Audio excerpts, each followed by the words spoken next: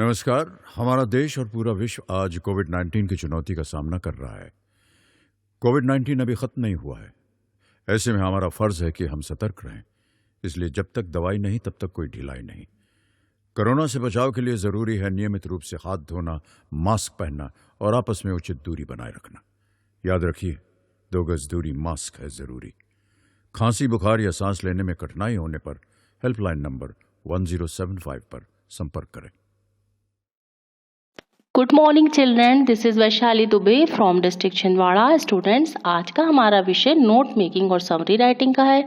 बच्चों, सबसे पहले हम आपको बताना चाहते हैं नोट मेकिंग और समरी राइटिंग पर क्लास 11th और क्लास 12th दोनों में ही 8 नंबर का एक फुल क्वेश्चन आपसे एग्जाम में पूछा जाएगा, जिसमें हेडिंग यानी टाइटल पे 1 नंबर, नोट मेकिंग पे 4 नंबर और समरी राइटिंग पे 3 नंबर होंगे। इसलिए स्टूडेंट्स, एग्जाम में नंबर स्कोर करने के लिए ये बहुत ही अच्छा क्वेश्चन है। So let's go. सबसे पहले जानेंगे what is note making. Note making is an art and it requires a lot of skill.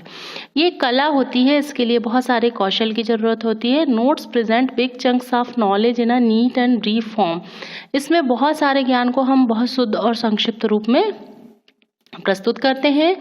If you have prepared notes on and off various chapters, you are safe from the monotony of second और third reading. Notes prepared equip you for the examination in the best possible manner. Notes तैयार करने के बाद आप उन्हें अपने पास जब रख लेते हैं और परीक्षा के समय जब उनसे पढ़ते हैं ना, तो वो आपको बहुत ही अच्छे तरीके से परीक्षा के लिए तैयार करते हैं।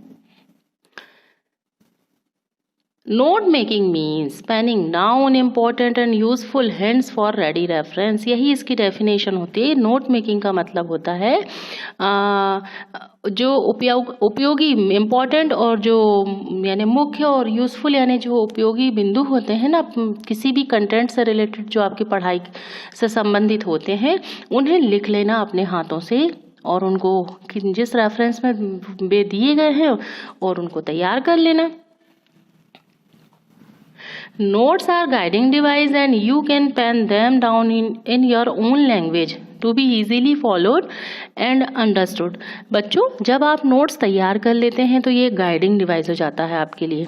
आपको बार बार किताब को पढ़ने से भी आप वहाँ बच जाते हैं और जब भी आप उन्हें खोलते हैं तो आपकी आंखों के सामने वो पूरी जो पढ़ाई आपने बहुत पहले की हुई होती है वो याद आ जाती है। और वो नोट्स जब आप अपनी आंखों से देखते हैं तो आपको पूरा जो एक समरी है वो ध्यान में आ जाती है और जिसको आप आसानी से समझ सकते हैं और उसी के आधार पर अपनी परीक्षा की तैयारी कर लेते हैं।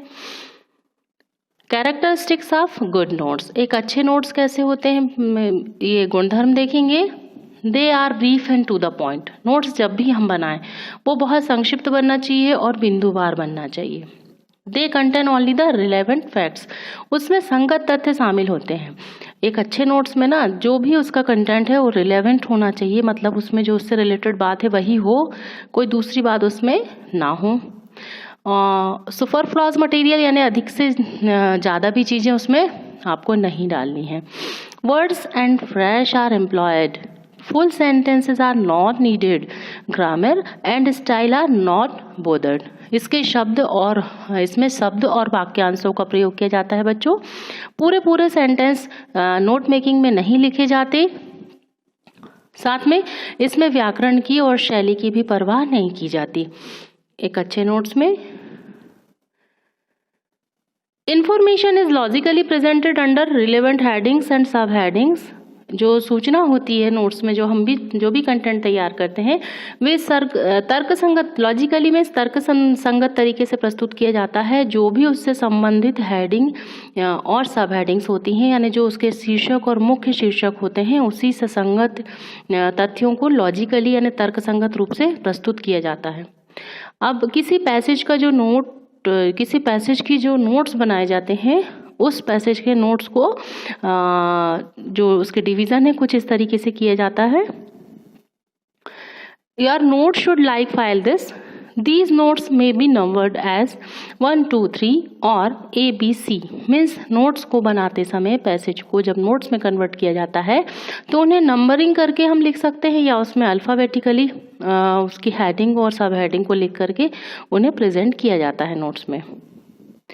अब जानेंगे फॉर्मेट। एक नोट्स का फॉर्मेट यानी स्ट्रक्चर कैसे होता है। कोई भी पैसेज जो आपको एग्जाम में पूछा जाएगा बच्चों, उस पैसेज को आप ध्यान से पढ़िए, ठीक है। आपने उसे एक बार पढ़ा, उसे L2 लैंग्वेज, हम इंग्लिश जो है उसे L2 लैंग्वेज कहते हैं, इसलिए हमारी समझ में यदि एक बार में आपको उसके से रिलेटेड जो उसका मेन कॉन्सेप्ट है पैसेज का समझ में नहीं आया है, या उससे रिलेटेड आपके कुछ सेंटेंस आपके नहीं समझ आए हैं, आप उसको 2-3 बार जरूर पढ़िए, क्योंकि नोट्स जो होते हैं वे बनाने के लिए यही एक इसकी प्राथमिक शर्त है, फर्स्ट रिक्वायरमेंट यही है कि आप उसको ज़्यादा से ज़्यादा समझ पाएँ।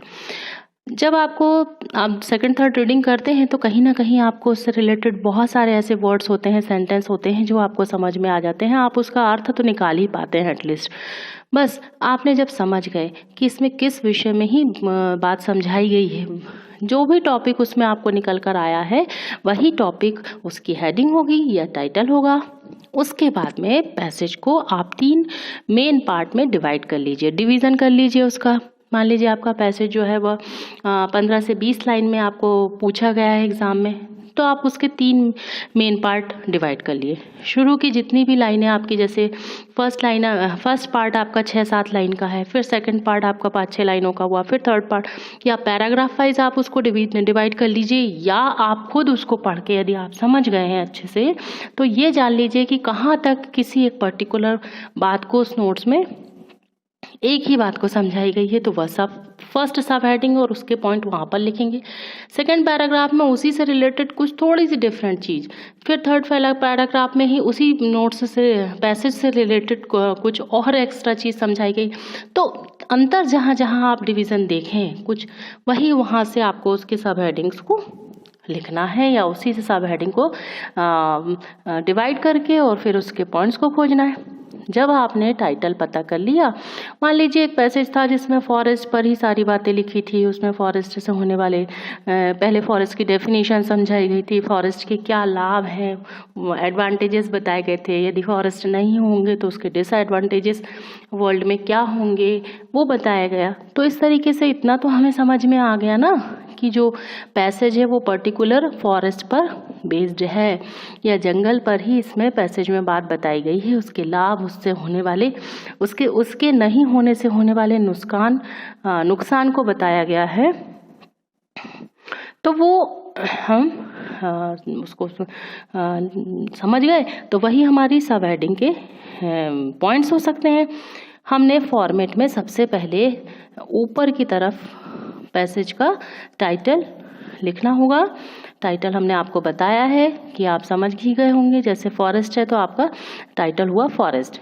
फर्स्ट सब हेडिंग आप पहला जो डिवीज़न आपने किया था उसमें जो भी रिलेवेंट फैक्ट्स थे उसके अकॉर्डिंग आप फर्स्ट सब हेडिंग लिखें, और फिर उनके 1.1, 1.2, 1.3 पॉइंट में उन पॉइंट्स को लिखें जो उससे रिलेटेड ही बातें वहाँ पर समझाई गई। अब यदि किसी पर्टिकुलर पॉइंट पे कुछ और डिफरेंट बातें थी जो उस पर्टिकुलर पॉइंट से रिलेटेड थी, जैसे हाँ आप देख रहे होंगे 1.3 पॉइंट पे हमने लिखा नीचे सब हेडिंग 1.3.1 सब पॉइंट, 1.3.2 सब point and so on.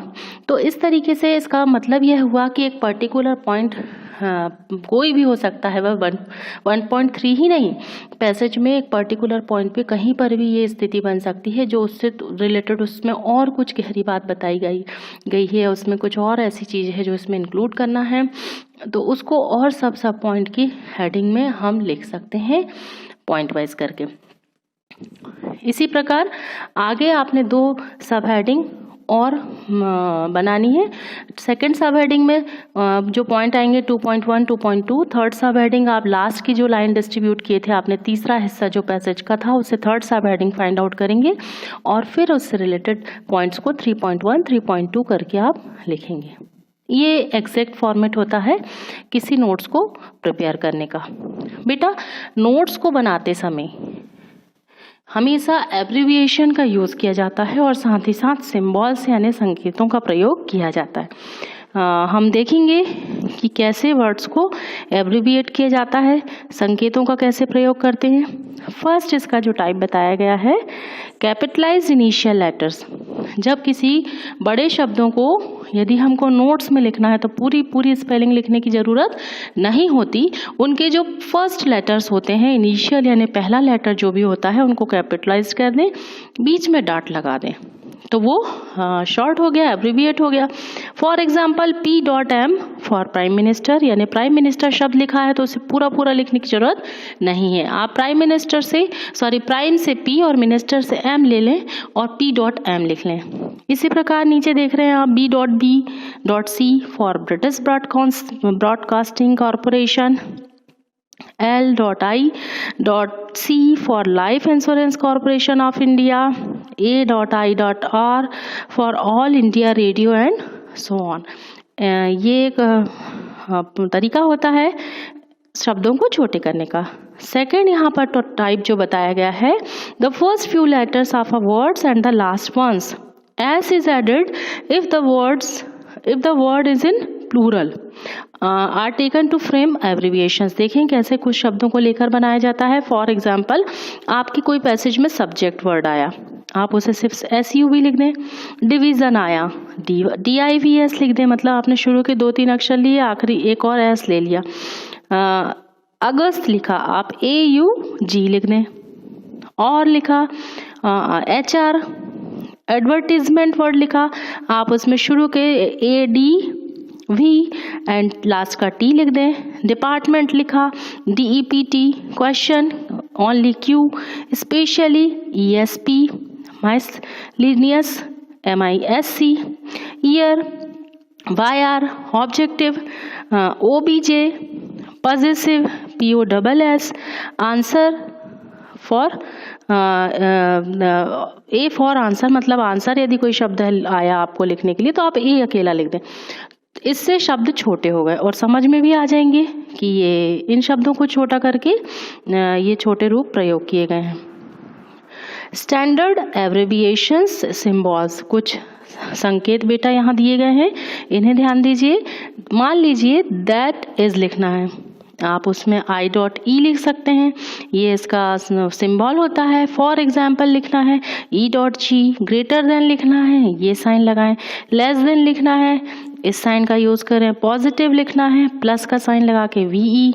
Negative -VE। Kilometre K.M। Government GOVT dot. Senior S_r, junior J_r dot. Education EDU dot. तो ये शब्द ऐसे सिंबल के फॉर्म में और कुछ वर्ड्स को लेकर के एब्रिविएट किए जा सकते हैं। पूरी स्पेलिंग लिखने से आप यहाँ पे बच सकते हैं। The first and last few letters of a word with an apostrophe का जो साइन होता है in between are taken to form abbreviation. मान लीजिए कैन नॉट लिखा है, आप उसको CAN अपस्ट्रॉफ का साइन लगा दें और T लिख दें, पूरी स्पेलिंग लिखने की जरूरत नहीं। राइटिंग WRT अपस्ट्रॉफ का साइन G, एपोस्ट्रॉफ का साइन लगा के शुरू के अक्षर और आखिरी के अक्षर के बीच में एपोस्ट्रॉफ का सिंबल यूज करके भी शब्दों को छोटा किया जाता है। Next, avoid confusing and ambiguous abbreviation. जो संशय पैदा कर रहे और जो अस्पष्ट हो, ऐसे एब्रिविएशन का बिल्कुल भी उपयोग ना करें। Next, for your personal notes you can use your own abbreviations but they must be clear enough to be understood easily। आप यदि अपने व्यक्तिगत नोट बनाते हैं तो उन नोट्स में आप अपने एब्रिविएशन अपने हिसाब से यूज़ कर सकते हैं, पर वे इस तरीके से हों कि जिनको आप आसानी से समझ सकें। स्टेप्स ऑफ नोट मेकिंग, इसकी 3 स्टेप्स बताई गई हैं। Step 1 is skimming, read thoroughly to get the gist, it make the main idea and title clear to get to a great extent। Means आपको सबसे पहले किसी भी नोट्स को बनाते समय, पहले भी मैंने आपको बताया है कि आपको पूरे पैसेज को थॉरोली मतलब पूरा पूरा पढ़ना है, एक बार नहीं 2-3 बार पढ़ना है, जिससे आपको उसका आइडिया समझ में आएगा और उसको आप टाइटल में कन्वर्ट कर सकेंगे। Step 2, find out chief division of the passages and subtitles. आप जब पढ़ेंगे तो उसके मुख्य अंतर को आप बनाएं और उसके बाद में जो पैसेज में सबटाइटल को उसके आधार पर बांट दें। जो हमने अभी फॉर्मेट में भी देखा था ना कि किस तरीके से सबटाइटल 1, 2, 3 लिखे जाते हैं। And step 3, note down main points under the subtitles. और उसके बाद जो सबटाइटल्स हमने फाइंड आउट करके रखे हैं उन सबटाइटल को लिख करके उससे रिलेटेड पॉइंट्स को हम लिख दें। ये एग्जैक्ट फॉर्मेट के अकॉर्डिंग नोट मेकिंग हो जाएगी। समरी राइटिंग, हाँ बच्चों यहाँ पर समरी राइटिंग कैसे की जाती है। समरी राइटिंग जो होती है, नोट्स जब आपने बना लिए पॉइंट वाइज, ठीक है, तो समरी राइटिंग उसके जस्ट बाद आपको लिखना होगा उसी पैसेज में। यह ध्यान रखने वाली चीज़ है, समरी राइटिंग जो है 100 वर्ड्स की होती है, उससे ज़्यादा की नहीं की जानी चाहिए, शॉर्ट होती है। समरी राइटिंग में कंप्लीट सेंटेंस यूज़ किए जाते हैं, एब्रिविएशन का उपयोग समरी राइटिंग में नहीं होता। And right full overview, fourth इसका जो नेसेसरी पॉइंट है, पूरे ओवरव्यू को आपको लिखना होता है समरी राइटिंग में स्टार्टिंग टू एंडिंग। पर वो जो वर्डिंग होती है उसमें कुछ ऐसे आपको सेंटेंस यूज़ करने होते हैं जिसमें आपका जो नोट्स है वो 100 वर्ड से ज़्यादा का ना हो। यहाँ पर एक बात ज़रूर हम आपको डिस्कस करेंगे, आपने जो नोट प्रिपेयर किया था ना पॉइंट वाइज, यदि आप उस नोट्स में जो आपने एब्रिविएशन यूज़ किए हैं या नोट्स बनाते समय ऑक्सिलरी वर्ब्स हम ना भी लिखते हैं तो भी हमारा नोट्स हमको समझ में आ जाए, तो बस उन्हीं पॉइंट्स को यदि हम एक्सपांड करके बड़ा करके फुल सेंटेंस के फॉर्म में लिख दें ना, तो वही हमारी समरी राइटिंग होती है।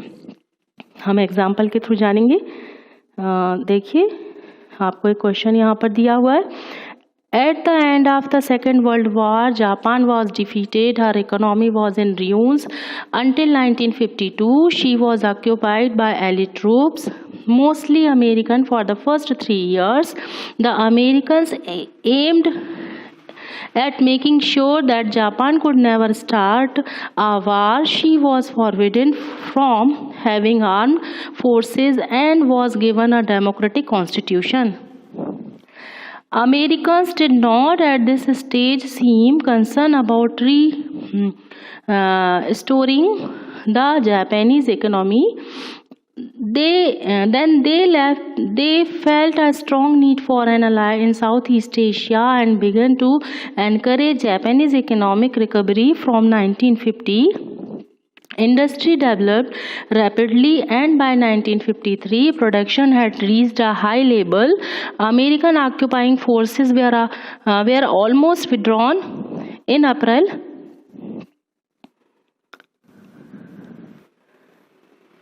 1952. Japan's rapid recovery was possible because Americans gave them vital help. Japanese goods were allowed into American markets on favorable terms, and the USA supplied aid and equipment. An economically healthy Japan meant a buffer against communism in Southeast Asia. The Korean War brought orders for military equipment and supplies, and American firms began to cooperate with the Japanese on the development of new industries. The alliance with the USA protected Japan, and she was able to invest money in industry instead of defense. अब यह passage हुआ, एक बार हमने इसे पढ़ा, आपको इतना तो समझ में आया कि इसमें जापान वर्ड आया, अमेरिका आया, एलियंस आया, मिलिट्री इक्विपमेंट्स आए, आर्मी फोर्सेस आई, वर्ल्ड वार का नाम आया। कहीं ना कहीं हमको ये समझ में आया कि ये जापान अमेरिका के world war, second world war की कोई स्टोरी है। बस यहाँ हम इतना यदि हम समझ गए तो ये ही हमारी जो हो सकती है इसका टाइटल हो सकता है। अब आपको इस पूरे पैसेज को 3 मेजर पार्ट में डिवाइड करना है। मैंने इसमें उसको 3 मेजर पार्ट में डिवाइड किया है और शुरू का जो पार्ट है आप उसके अकॉर्डिंग उसके पॉइंट्स, और ऐसे ही नीचे 2 और 3 नंबर के जो सबटाइटल है उसके हिसाब से उनके पैसेज के अकॉर्डिंग हमने नोट मेकिंग की है। तो चलिए देखते हैं आगे। क्वेश्चन किस तरीके से आएगा, read the passage carefully and make notes in points only using abbreviations where ever necessary, मतलब पैसेज को पढ़िए और उसके नोट्स बनाइए, एब्रिविएशन का उपयोग कीजिए जहां जरूरी हो। And second question is make a summary in 80 words of the above passage, और उसके बाद नीचे इसकी समरी लिखिए। Also suggest a suitable title, और एक टाइटल भी उसका जो उचित टाइटल हो उसे लिखिए। अब हमने इसके फर्स्ट पास जो पैसेज है ना उसको 3 पार्ट में हमने डिवाइड किया। ओके, हमने फर्स्ट पार्ट इसका जो डिवाइड किया है ऊपर आपको स्क्रीन पे दिख रहा है। पहले उसको हम एक बार फिर से पढ़ लेते हैं और उससे रिलेटेड नोट्स कैसे बनाए हैं देखिएगा। First part here is at the end of Second World War, Japan was defeated. Her economy was in ruins. Until 1952, she was occupied by Allied troops, mostly American. For the first 3 years, the Americans aimed at making sure that Japan could never start a war. She was forbidden from having armed forces and was given a democratic constitution.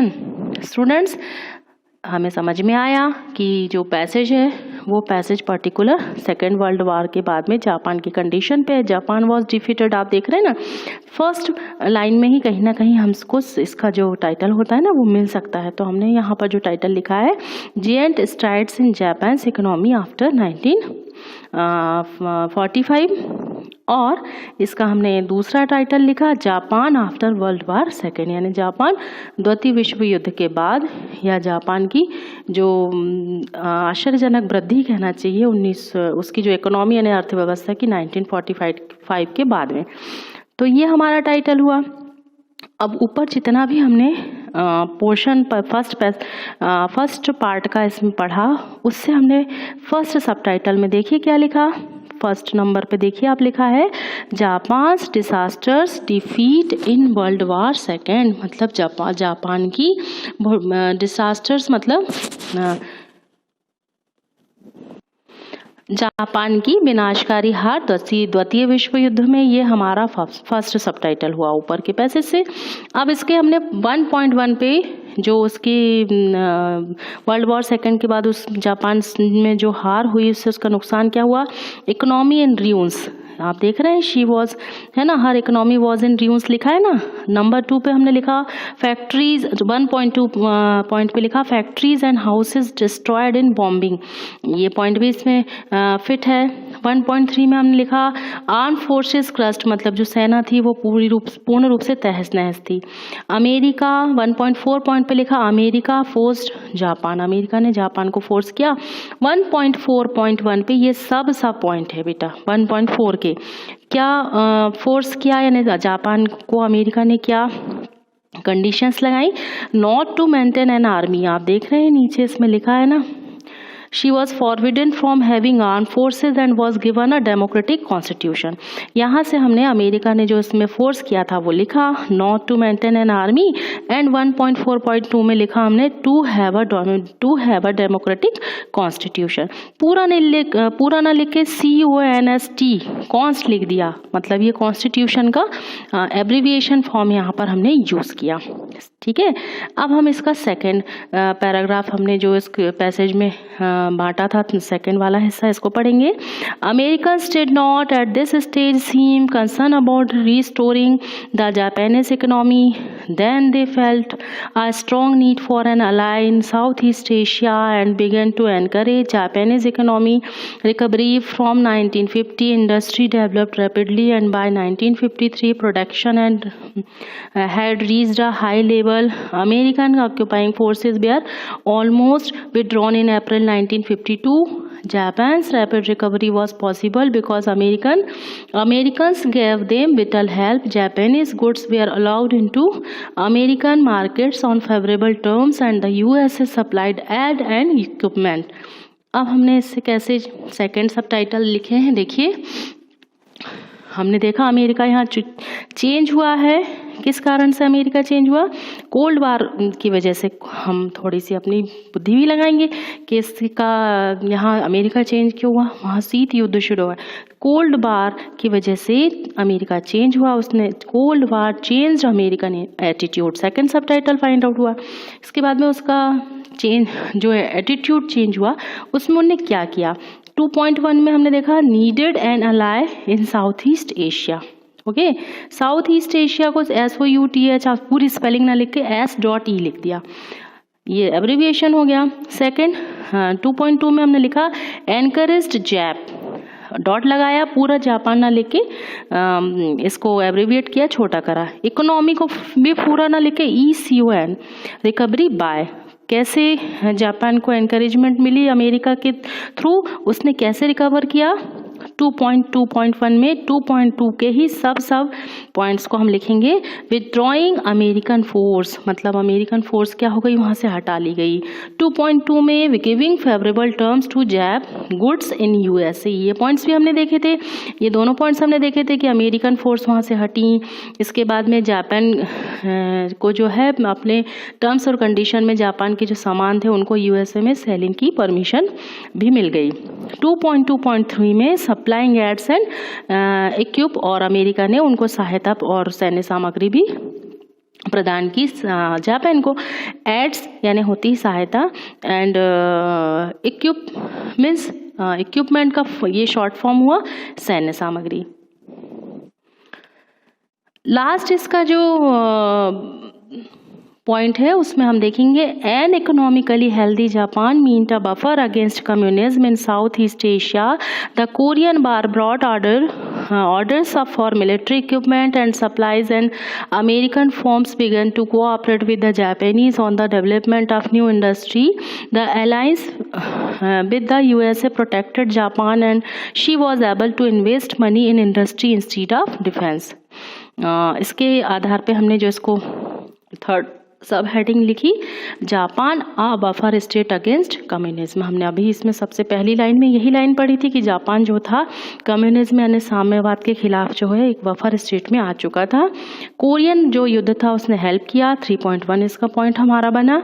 उसके जो points हैं हमने लिखा America, first point लिखा हमने 3.1 का, America to cooperate with Japan, इनमें आपस में ये कोऑपरेट, अमेरिका ने जापान को कोऑपरेट किया। 3.1.2 में to supply military equipment, short form में लिखा, इस तरीके से उसने हेल्प की। और 3.2 में लिखा aliens with the USA help Japan, जो USA से संधि हुई थी ना जापान की, उनने क्या संधि किए थे। 3.2.1 में लिखा to invest money in industry, मतलब जापान में इनकी इंडस्ट्री में मनी इन्वेस्ट की अमेरिका ने, USA ने। एंड 3.2.2 में to become a healthy Japan, healthy economy, ECON by पूरा ने लिख के इको नी लिख दिया हमने, डॉट लगा दिया। इकोनॉमी से रिलेटेड है ये एब्रिविएशन वर्ड। इससे ये हुई कि अमेरिका एक हेल्दी इकोनॉमी डेवलप कर पाया। आपको समझ में आया होगा किस तरीके से हमने पॉइंट्स इसके क्रिएट किए। अब समरी राइटिंग।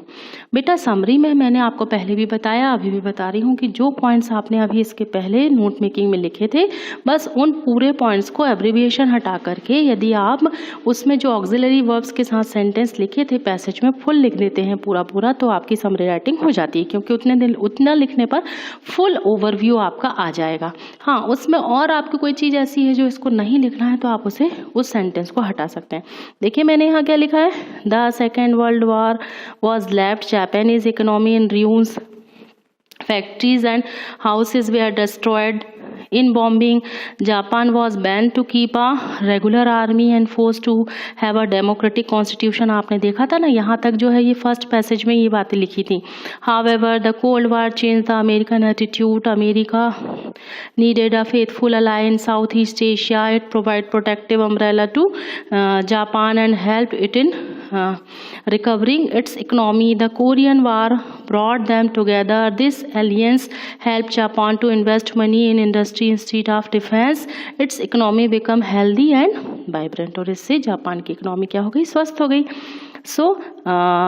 मुझे ये आशा है कि आपको यह समझ में आया होगा। आप इसे अपनी कॉपी में नोट करें और उसे याद करें। Thank you for watching. किशोर अवस्था संबंधित समस्याओं के परामर्श हेतु समर्पित उमंग किशोर हेल्पलाइन के टोल फ्री नंबर 144225 पर संपर्क करें।